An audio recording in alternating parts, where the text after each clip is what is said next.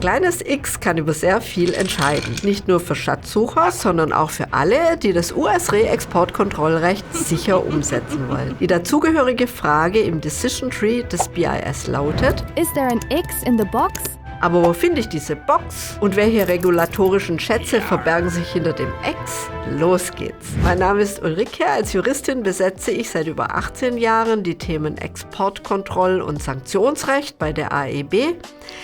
Einige Elemente aus diesem Video wurden mit KI erstellt. Alles Wissen entstammt aber meinem 100% menschlichen Kopf. Für welche Güter muss ich überhaupt ein X suchen? Die Frage nach dem X in der Box bezieht sich ausschließlich auf Güter, die unter einer ECCN gelistet sind. Diese müssen, ihr ahnt es, einem weiteren Prüfschritt unterzogen werden. Und was bedeutet die Suche nach dem X in der Box?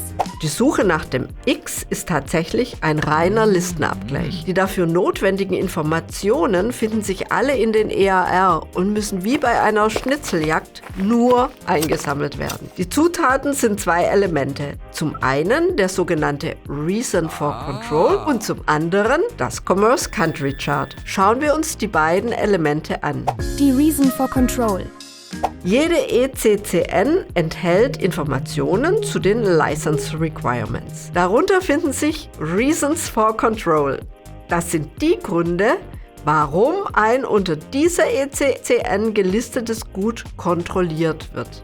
Das sind zum Beispiel Chemical and Biological Weapons, Nuclear Non-Proliferation, National Security, Missile Technology, Regional Stability und Anti-Terrorism. Jedes unter einer ECCN gelistete Gut hat mindestens einen oder mehrere Reasons for Control. Kann man daraus gefährliche Raketen bauen? Missile Tech. Kann man daraus Biowaffen herstellen? Chemical and Biological Weapons und so weiter.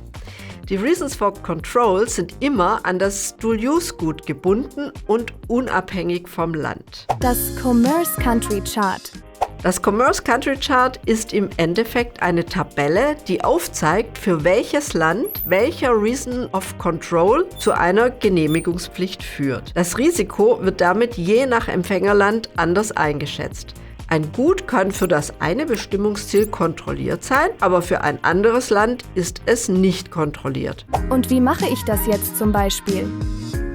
Für meine US-Pumpe schaue ich in der ECCN 2B 350i nach den Kontrollgründen. Hier sind zwei Kontrollgründe aufgeführt: CB und AT. CB steht für Chemical and Biological Weapons, AT für Anti-Terrorism. Für jeden Kontrollgrund findet sich noch der Hinweis auf die Spalte in dem Commerce Country Chart, in der ich nach dem X suchen muss. Mit diesen Informationen gehe ich in das Commerce Country Chart und prüfe, ob sich für das Bestimmungsziel meines Reexports in der ermittelten Spalte des Reasons for Control ein X findet. Ich möchte die Pumpe jetzt in die Türkei exportieren. Und was mache ich jetzt? Also gebe ich jetzt mein Bestimmungsland Türkei ein. Und dann sehe ich schnell, für die Türkei findet man weder für den Reason for Control CB in der Spalte 2 noch in der Spalte 1 des Reason for Control AT ein X. Unsere Antwort auf die Frage aus dem Decision Tree lautet für die ECCN 2B 350i beim Bestimmungsziel Türkei: Is there an X in the box? No, there is not. Das heißt, der Reexport unserer gelisteten Dual-Use-Pumpe in die Türkei ist nicht genehmigungspflichtig. Also nach den EAR nicht kontrolliert. Ich kann die Pumpe ohne Genehmigung des BIS reexportieren.